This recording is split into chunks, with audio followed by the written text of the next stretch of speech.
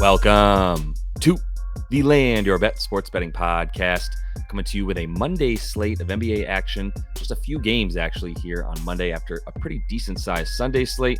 So we'll only have a couple picks here for you. I am going to have a few more for you guys on the NBA Coast to Coast podcast that I'm on every morning of the weekday with my co-host Nate Weitzer. We're trucking along this season, I will say, continuing to stay hot. About 16 units. I'll get into the show record here in just a minute with you for how we've done on the season, so you can see exactly how we're doing both with best bets and Playa props. I've got a couple Playa props here for you guys that I'm getting early out to you guys, so you can make sure you get those in the morning time in case you don't listen to that video early enough for the NBA Coast to Coast. But there will be a few more picks on there, so definitely want to make sure you like and subscribe to that page as well as this one to get the early stuff I'm bringing out to you and a little bit more insight into how these picks are coming your way. So let's look at how we've done so far this season, and we are looking at a record of 69-53. Nice. By the way, the 69th episode of Land Your Bet Sports Betting Podcast is coming up right now, so this is going to be a super hot and bothered episode, if you know what I mean. Up 16.1 units on the season. Best bets 37-28. Playa props 32-31. So yeah, some decent work there that we're doing with the best bets for sure. And the Playa props, I keep saying we're going to come along. Over the weekend, I did made some picks by myself here without Nate, and went 1-2 on the weekend, lost 0.85 units. I don't think he'll be too mad at me as we move forward here. Just a few bets. We're going to get a bit more volume, like I said, here on Monday. So we'll keep trucking along and get into this first pick here. All right. And I'm going with Julius Randle, Orange Julius, J Randle, however you want to call him. He has had a bit of a struggle to the early part of this season, but the last 3 games are what I'm looking at for why he's come back on here. So the bet is over 18.5 points for J Randle. You might say I'm a glutton for punishment because that's been a struggle for him this season. But like I said, coming on strong the last 3 in a way that definitely gives me promise for this bet here. His shooting has come alive. I mean, it's come alive more than the complete dead that it was before the last 3 games. If you look at the first 6, he was shooting 27% from the field, 22% from deep, and 61% from the free throw line. And that's just not real, right? That's just not a real stat line or shooting splits for Julius Randle. So I didn't put any stock in that because it's just so far below what you would expect from him. It's a complete anomaly.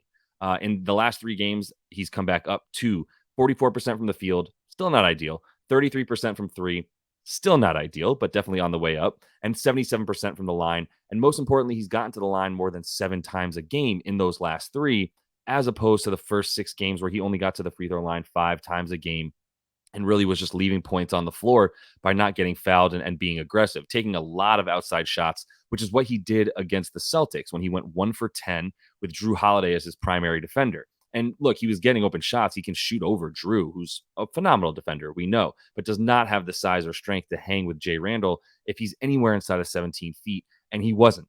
He just was too often settling for jump shots right around the 3-point line, long twos, and trying to drive into too many guys at once. So he really settled down. He got his usage back up to 34% over the last 3. That's why he's averaging 24 a game in that time. And I still just think we're getting value here with the 18.5 because of the fact that he's sort of built this repertoire for himself this season as someone who's not trying hard and is a bum on offense. And if you haven't been watching the last 3 games for them, especially the last couple, which do occur over a weekend when not as many people are watching the NBA because the NFL and college football are still very much alive, he started to do better in those times where he wasn't on national television, where the games were flying a bit more under the radar.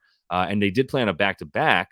He will be on a back-to-back, I should say, on Monday, as they played on Sunday against the Hornets and wiped the floor with them, which is why the starters didn't really have to play. And that's why he's going to be just as rested as he might be if he wasn't coming off a back-to-back, right? And it's a short trip, obviously, as we know, from New York to Boston that he'll have to make for that Monday night game in Boston. So the Knicks won both their games in Boston last year, by the way, one of the best home teams in the league, the Celtics were, and the Knicks still handled them twice, once without Jalen Brunson, and then the other time actually wiped the floor with them in Boston. J Randle, a big part of that. 27 points per game last year versus the C's, 9 boards and 4 assists. He had that 30% usage rate in the 38 minutes per game that he was playing, and that's what you would expect for him in this one as well, where he'll get above 35 minutes in a game that they definitely care about. Like, this team comes to play against Atlantic Division foes, including this one, the best team in their division, in the Boston Celtics, and you're going to need a big game from Julius in this one. I was a little bit worried that maybe the Drew Holiday matchup was a problem for him. I looked back at his stats when he was playing against the Bucks, And that's just not the case. When he was playing against the Bucks, he did have some struggles, but Giannis was guarding him for the majority of the game.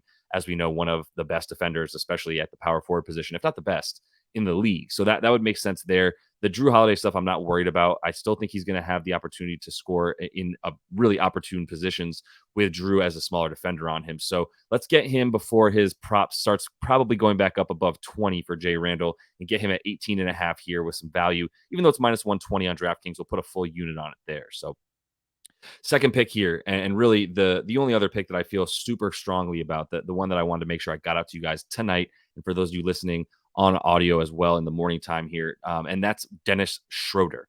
For him to go over 7.5 assists, and I'm going to put it into a little same game parlay because we get the Raptors taking on the tank-worthy Wizards, who are just probably going to be the worst team in the NBA this season. So we put that together with his assists. We get plus 104 on DraftKings for 1 unit. Shout out DraftKings for having the early lines on Sunday night for some of the stuff that we wanted to hit, because really no other books were giving us too much as in the way of player props tonight. So like I said, we're talking about the Wizards here as who he's going up against, and Schroeder. That's the worst defense in the NBA, right? Worst defensive rating in the NBA. They allow the most assists in the NBA, most points in the NBA, and that defensive rating up at 117 with a 105 pace. So you know there's going to be possessions, and you know there's going to be points scored, especially for the Raptors, who are playing at home where they're much better as well. So the Wizards are giving up the most assists per game to the league and to point guards specifically, which is what you would call Schroeder for sure. I mean, this dude is controlling the offense. Scotty Barnes has been awesome. Playing sort of a point forward at times. But let's be very clear, like Dennis Schroeder is the point guard of this team. He has way more potential assists than Scotty Barnes as well, for good reasons. He's the one making the pass to the shooters coming off of screens when they actually get their offense set up. And this is an offense that is very choppy. It's been choppy. It's a little bit better this season than it's been, I would say, under Nick Nurse, but it's still choppy. It's still not a great offensive rating in the half court. However, they've improved their catch and shooting. Their catch and shoot shooting, which is really important in a game where they're going to have a lot of offensive sets, but there's also going to be a lot of breakaways. There's going to be a lot of transition buckets because of the pace that this game is going to be played at. And Toronto's going to have the opportunity to get some mismatches where they shoot a lot of transition threes off of that catch and shoot. So they're playing one of the worst transition defenses. That also is one of the worst defenses when it comes to limiting catch and shoot shooters. The Wizards allow the 5th most field goal attempts on catch and shoot attempts and the 4th highest field goal percentage off of those catch and shoot shots, right? And so to be clear, we're talking about guys not pulling up off the dribble, but rather being set, getting a pass, shooting without dribbling, right? That's the catch and shoot stat that I do think is really important, because Toronto is 12th in percentage, and they shoot the most catch and shoot field goals in the league, including, like I said, off of that fast break when they want to get in transition. So Schroeder's going to have a lot of guys that I think are going to be ready to shoot in position, and that will obviously help that increase that percentage for the shooters that he's giving the ball to. He has he's at 8th now in the league in terms of potential assists because of how many possessions he's the guy controlling the ball, setting everything up, right? So if you look at his adjusted assists, which is really making up for the fact that shooters are shooting a slightly below average percentage when he passes the ball. So if you up that percentage to just the normal amount of what they should be shooting when he passes them the ball, he's up to about 10 assists per game. That gets you over the 8 pretty comfortably, I would say. If you want to dumb it down and take Schroeder at 6 plus assists, 7 plus assists, whatever, and take one fewer than this 8 that we need him to get in this game, totally get it. There's the opportunity for a blowout in this game, which would be devastating for props for the Raptors if they get to start sitting guys because they're blowing out the Wizards, who are also on the second night of a back-to-back, like the Knicks are, which we spoke about a minute ago. But all of this kind of comes up to me going, look, with 14 potential assists a game for Schroeder, he's going to have a lot of guys in easy positions to score once he gives them the ball because of how porous this Wizards defense is. I think you really got to like him to feel comfortable about him going over on this one as well. So I want to give you one more lean here before I get out of here, because really I don't necessarily want to bet on this game right now. I want to see how things play out before we get into that Knicks and Celtics game.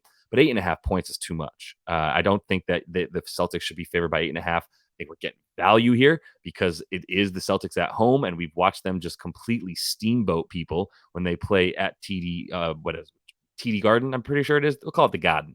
Whenever they play at the Garden right now, and dating back to last season, they're liable to win by 20, 30 points. And we know that. But that's also against teams that they're able to wipe the floor with, and they take advantage of those sub 500 teams.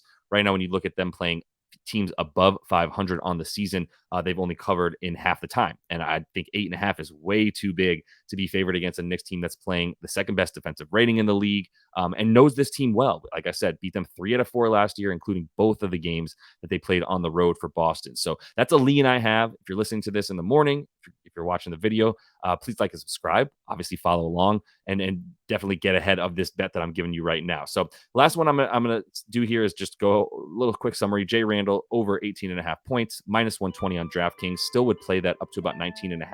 I do think he's good for 20 in this one. Dennis Schroeder over 7.5 assists, combined with the Toronto money line in this game. That gets you up to plus 104, mostly because of 7.5 assists for him. If you take the over, it's still at about minus 125 on most books that you'll find it on.